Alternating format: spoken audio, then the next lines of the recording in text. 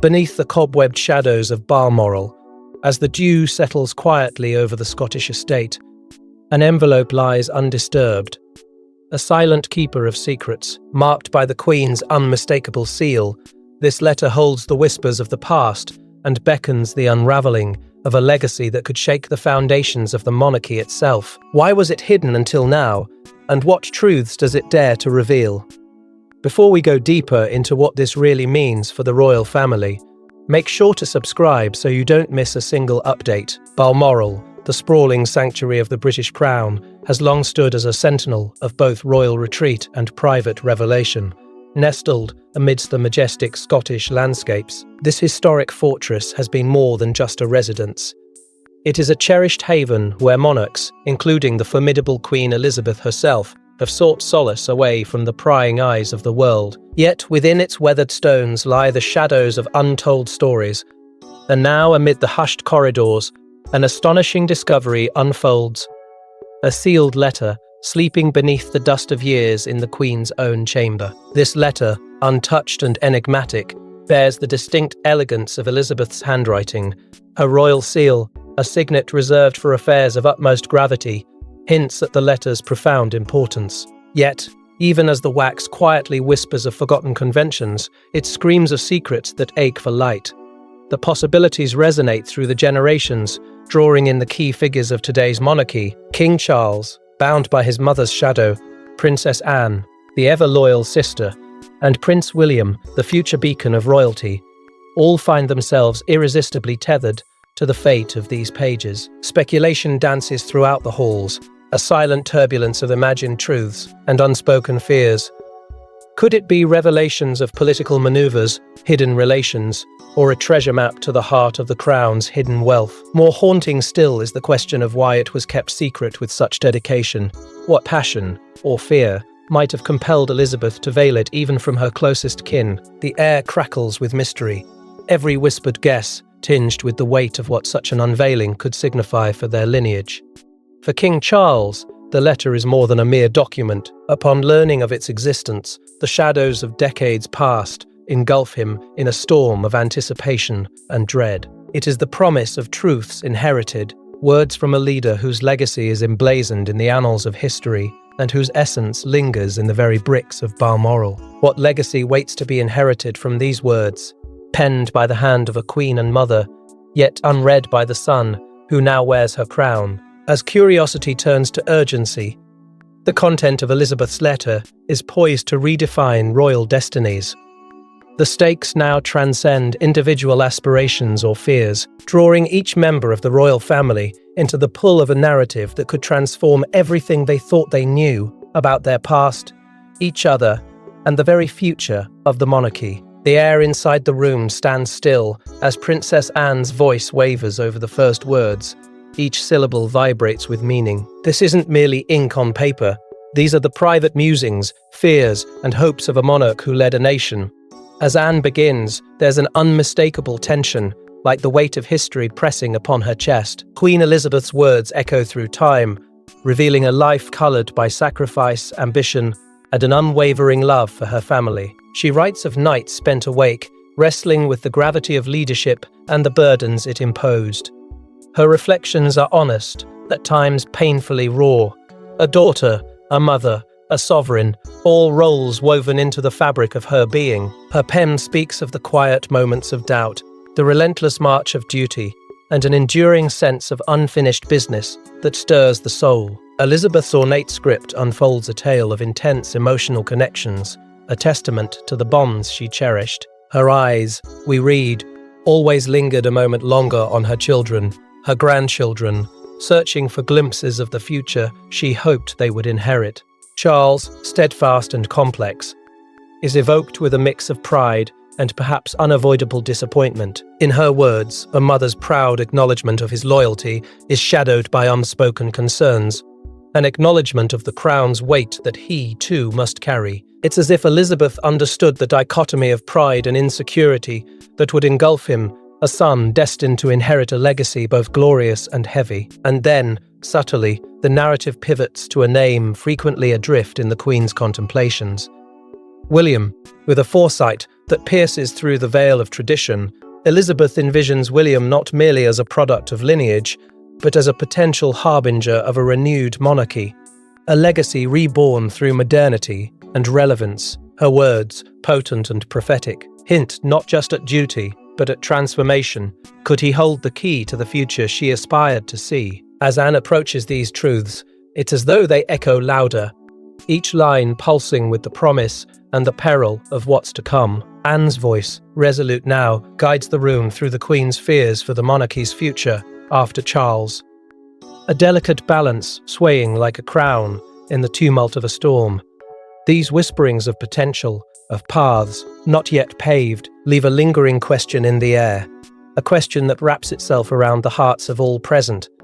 How to embrace the legacy and evolve it to survive the unfolding era. For as much as the revelations dwell in the intricate dance with the past, they also pivot toward a vision, suspending in their liminal space the fate of an entire realm. Each word crafted by Elizabeth illuminates a blueprint for a future held by a new generation, her hopes delicately poised on William's shoulders. The narrative, steeped in centuries of tradition, yet straining toward a new dawn, paints an intimate portrait of a sovereign whose insights could redefine a kingdom. As Anne's voice steadies, the focus shifts from the Queen's introspections to crucial instructions that promise to alter the royal tapestry. As Anne delves deeper into the intricate layers of her mother's final words, she encounters a realm of hidden mandates and veiled suggestions. A decision looms: defy tradition or honor Elizabeth's silent yet profound wishes. Anne must confront her deepest loyalties and redefine what it means to serve her family and country. Her late mother, Queen Elizabeth, had whispered truths wrapped in riddles as enigmatic as the crown she once bore. Each word, carefully chosen, seemed to carry the weight of centuries, yet danced lightly, eluding straightforward interpretation. Underneath, there lay an unspoken fear, a haunting apprehension regarding the impending reign of her brother Charles. Elizabeth's fears were not declarations, but softly spoken worries, each affixed with a tender caution and an inherent challenge. Her letters brimmed with metaphor, speaking of thunderstorms heralding uneasy times, and of hawks circling over, eager yet inexperienced. Charles the Hawk, both beloved and questioned, stood at the cusp of power. Could he hold the realm's reins, or let them slip through fingers untried in the art of control? Anne, ever the faithful daughter, now felt the pulse of a legacy suddenly thrust into her hands. Elizabeth's struggle between duty and her own desires had been a lifelong battle, a constant dance upon the tightrope of regal responsibility. She had preached loyalty and self-sacrifice to her children, yet her writings confessed a longing, a yearning for a life less constrained by the gilded cage of royalty. As Anne pored over her mother's scrawls, images sprang forth, of trees that bent without breaking and rivers that surged fiercely forward despite rocky obstacles. These metaphors were not mere poetry, but a map to Elizabeth's heart, laying bare her perception of what being queen truly meant. The narrative grew more poignant as Anne stumbled upon Elizabeth's musings on William, the erstwhile prince and potential saviour. Her words, tender and precise as an artist's brushstroke, identified him as the key to the kingdom's continuity. Elizabeth had seen in him a promise, a beacon in the seemingly endless night of monarchical uncertainties. His youth and vigour perhaps embodied a chance for renewal, a new dawn for an old crown, now weathering the winds of change. Yet, with this realization came Anne's profound fear, the knowledge that such a destiny might rest upon her shoulders to assert. Anne's heart ached with the enormity of it all. Could she truly allow the realization of her mother's nuances, elevating a younger prince over his rightful predecessor? It was not merely a question of rightful succession, but of the very survival of the monarchy, a beloved institution whose stability seemed forever trembling on the precipice of time. As she sat in the quiet solitude of the night, the flickering candlelight played tricks upon her face, casting shadows that mirrored the tumult in her mind. While Anne grapples with duty and desire, the ripple echoes of Elizabeth's words threaten to append royal protocol. Her resolve now, more than ever, encased in conflict and clarity, weighs heavily upon the scales of family, tradition, and a mother's most intimate insights. It is a moment of transformation, poised to redefine not only Anne's path, but the very course of a kingdom, folding her into its historic tapestry with an unrelenting demand for resolve. Here, at this crossroads, two worlds collide as new truths begin to unfold. The revelation lands like a blow. In the quiet of his chamber, King Charles finds his emotions unraveling as he grapples with the shock of his mother's handwritten testament. His reign, once envisioned as a golden era, now feels precariously placed against the rise of his son. How can a king reconcile his dreams with the legacy of legend? Each word, penned by Elizabeth's steady hand, slices through the air, revealing layers of unspoken expectations. The letter isn't just a document of a mother's hopes, it is a map of a labyrinth in which Charles finds himself lost. His eyes trace the swirling ink, an echo of her voice, and a testament to her enduring wisdom. Yet, beneath the admiration, lies a pang of betrayal. Why did she not speak these truths to him directly? Now, they rise like spectres, casting long shadows over his aspirations. He wanders the corridors of his own mind, reflecting on the path once imagined, his achievements as milestones in a reign that would redefine an era. Elizabeth's letter, however, is a reminder of unrealized ambitions, of a destiny that charts its own course, regardless of the ruler's will. The silence of their exchanges comes alive, tinged with warmth and admiration, but also silence.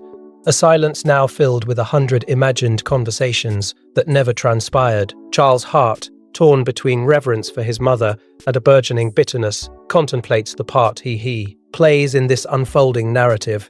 It is a duality, as sharp as his love for William, his son, who stands at the precipice of a future that seems to overshadow his own. The brightness of William's potential casts a long, lingering shadow, a reminder that the throne is ever restless. As the storm of his emotions swirls, Charles battles a tide of inadequacy. The weight of crowns past and future rests heavy upon him, an unyielding pressure forging a new resolve.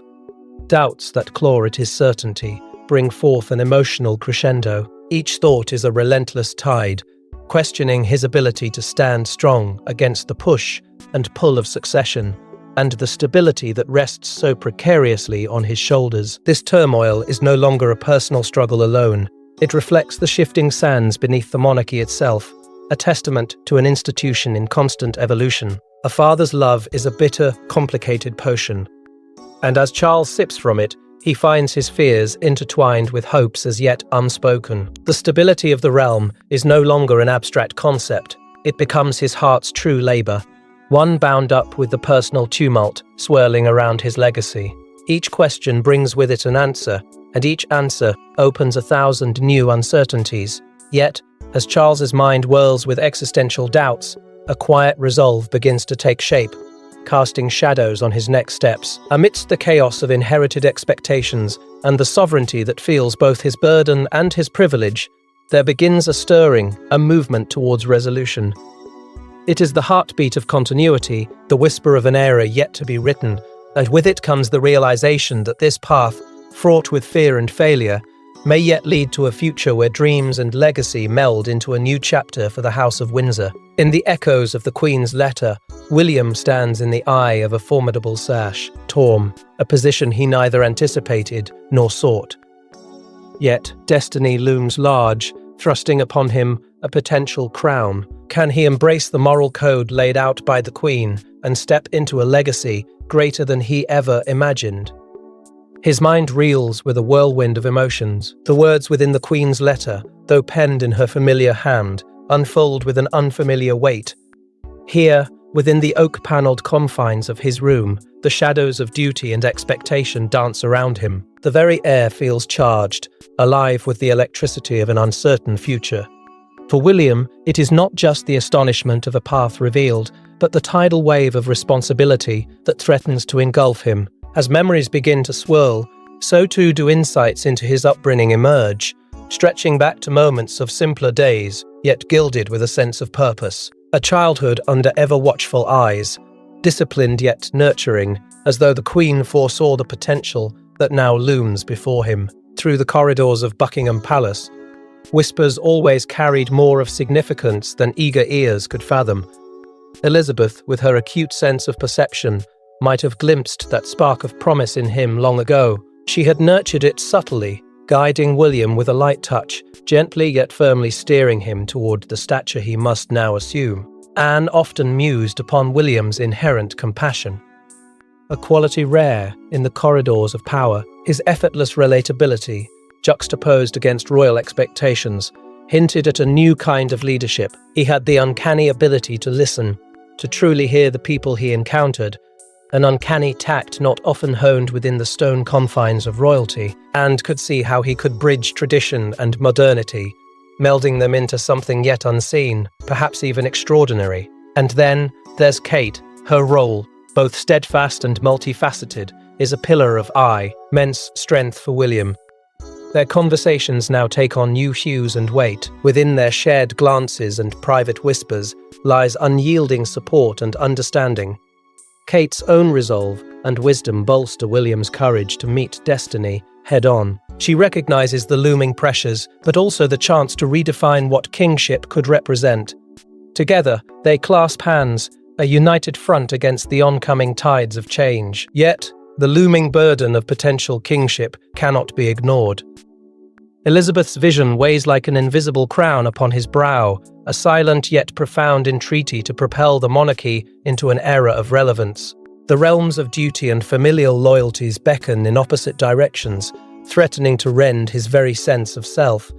It is not merely the acceptance of a role, but the navigation of a legacy that will define centuries. How does one honor a figure as emblematic as Elizabeth, while charting his own course through the intricate lattice of royal obligations and personal convictions? In the solitude of night, with stars as his silent witnesses, William vows silently to honor Elizabeth's guiding spirit.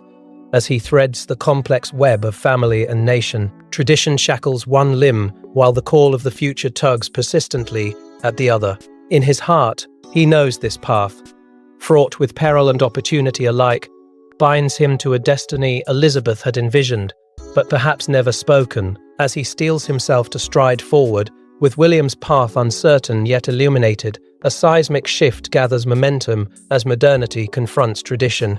Behind gilded doors, alliances fray and family bonds twist. The revelations unleashed by Elizabeth's letter reverberated through the palatial corridors like the whispers of ancient ghosts, stirring restlessness and igniting buried ambitions. Charles, with a conviction anchored in tradition, found his Nan's steadfast path now groaning under the tremors of change. Every glance exchanged with William held the weight of unspoken fears, the heir apparent's youthful vigor tinged with a rebellious spark that defied expectations. Meanwhile, Anne, the perennial arbiter of duty and grace, found herself pulled between the brother she had supported and the call of a more progressive tide. In these turbulent times, the royal family was a tapestry fraying at the edges, threads of loyalty and ambition unraveling as each member grappled with their inner turmoil. Tradition, once a fortress, now seemed an admonition, a relic questioning its place in the face of the windswept change, rolling inexorably closer. For Charles, it was more than a struggle. It was the onset of an existential crisis. Would he stand as the bastion of age-old customs, or could he bend, gracefully, not faltering, lest he break? Whispers snake through the broader royal circles, like a creeping fog, hushed conversations attempting to sway opinions under the guise of concern. Not quite rebellion, not yet insurrection, but a murmur of change that threatened to swell into a cacophony. These shadows of doubt had no better audience than the pressing ears of public opinion. The world beyond palace walls teetered on a precipice of fascination and skepticism. If the details within those sealed envelopes spilled forth to the world, it could tarnish not just a reign, but the very concept of monarchy, turning what stood as venerable history into a tale of epic folly. Amidst this chaos, a new spectre rose, Elizabeth's foresight. Had she understood the fracture that lay sleeping, waiting to crack open the foundations she had so carefully tended? In the echoing silence of her absence, the question lingered uncomfortably, spinning narratives of intent and stirring doubt. Did she hope for unity forged through trial, or did she foresee a necessary disintegration, a parchment prelude to inevitable reformation? Emotional meetings draped with thin veils of formality became the stage for attempts to consolidate power, each seeking to etch their vision of the future onto the shifting sands of family legacy. Royal family's internal compass struggled to find direction, caught in the tension between what had been and what could be. With every decision, every whispered word or stolen glance, they stood on the knife's edge, a tantalizingly dangerous brink that might just congeal into strength or cascade into a cataclysmic unraveling. As divisions deepen, the royal family stands at the brink of either fortification or disintegration. In a final strategic flourish, the architect of Britain's modern monarchy plays her hand from beyond the grave. Elizabeth, part matriarch, part chess master, has woven possibilities across generations. The letter is not just personal, it's a blueprint. But does it spell salvation for the monarchy or its ultimate unraveling? Elizabeth's missive, sealed with a whisper of her enigmatic smile, reveals more than a mere farewell. It's a tapestry of intent, every word calculated to span the corridors of time. Her strategic thinking, a hallmark of her reign, unravels like a royal game of chess, where each pawn's move holds potential and peril. For within those penned lines lies a vision, layered and multifaceted, crafted to guide her successors through the labyrinthine future. Just as she navigated the echoing footsteps of history, her shadowy script peels back layers of secrecy to expose intentions as clear and vast as the sky, urging posterity to interpret this missive with careful precision. It is as if she continues her reign, her foresight lingering like a spectre over the kingdom she loved. Much like the whispers that echoed in the halls of power during precarious epochs gone by, Elizabeth's letter conjures the ghosts of past crossroads. Moments when the crown teetered on the precipice, pushed by the hands of time and the breath of scandal, come rushing back. In every corner of the annals of the monarchy, shadows of tumultuous gatherings and whispered deliberations re-emerge. History has spun this web before, when resolute monarchs were pressed against the unknowable, yet still dared to tread the inky waters of uncertainty. Now the echo beckons the chosen to learn or be left to flounder. Yet, speculation hangs as thick and heavy as London's morning fog. What was the Queen's ultimate aim? Did her heart envision a unification, a reconstruction of this ancient institution woven into a tapestry of modernity? Or was her aim to ignite evolution, to light a beacon of change for the monarchy to pursue? Under her omnipresent watch, the very fabric of the monarchy's future seems bound by Elizabeth's intentions, her legacy a tether to what was and what might be. In her absence, the scale of transformation trembles, between melding tradition and forging unprecedented paths. The role of external advisors has never been so pivotal, their insights sharpening perceptions and shaping opinions in the thunderous wake of Elizabeth's letter. Trusted confidants turned guiding stars, steering the helm as steely winds of change batter the monarchy's ancient bones. But is their wisdom aligned with the Queen's vision, or have they already charted a course of their own? The dance of several advisors, swift and adept, spins around the echoed intentions of their Queen like a courtly waltz, each step a delicate negotiation with destiny. As the century turns, the monarchy stands poised to embrace the designs unfurled by Elizabeth's hand. Could the crown reshape to meet her crafted visions? Or does it risk splintering, time knocking at its doors with a new world order? Her legacy beckons with the allure of possibility and the somber warning of irrelevance. Will the majesty of the throne bend gracefully to innovation, transforming into a pillar that holds steady the ever-shifting sands of modernity? Or will it, stiff and unyielding, find itself eclipsed by the relentless march of an evolving world? Every word, every projection within the Queen's letter foretells events that could dismantle or herald renewal. Should her plans be ignored, tectonic shifts threaten to fissure the monarchy, casting doubt over its standing. Unlike any era before, the ground quakes with potential and untamed energy coursing through history itself. With strategies laid bare and the family's fate entwined with legend, destiny itself rages forward into decision. With bated breath, the world watches for a decision born from legacy and written in ink. Beneath the cloak of night, resolutions are forged and vows are etched into the tapestry of time. Will the age-old institution rise renewed, fortified by Elizabeth's vision, or crumble under the weight of its revelations? In the quietude of the royal chamber, Charles, Anne, and William stand united, the Queen's letter resting heavily yet peacefully upon the table before them. Each word, a whisper of her wisdom, had spurred debates, tears, and moments of silent reflection.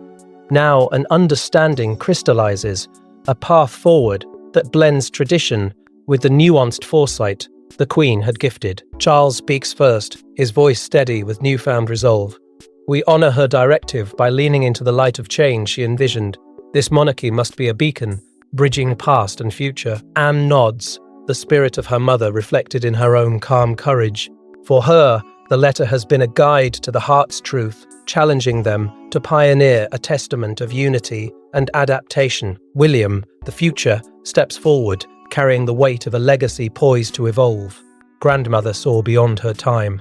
We owe her the strength to step out from her shadow, to transform, and to lead with transparency and purpose. In this, the path clears, a new monarchy taking shape, one that resonates with the voices of the people and pulses with modern relevance. As dawn softly paints the horizon, whispers of their decision ripple through media tides, headlines sing of renewal, and echoes of doubt quieten. As the nation absorbs the weight of a new era, public responses vary, but the prevailing sentiment is one of hope, a cautious optimism entwining with the regal fabric of change. In a gesture symbolic of their commitment, the family plants an oak within the gardens of Balmoral, a living tribute to resilience and renewal.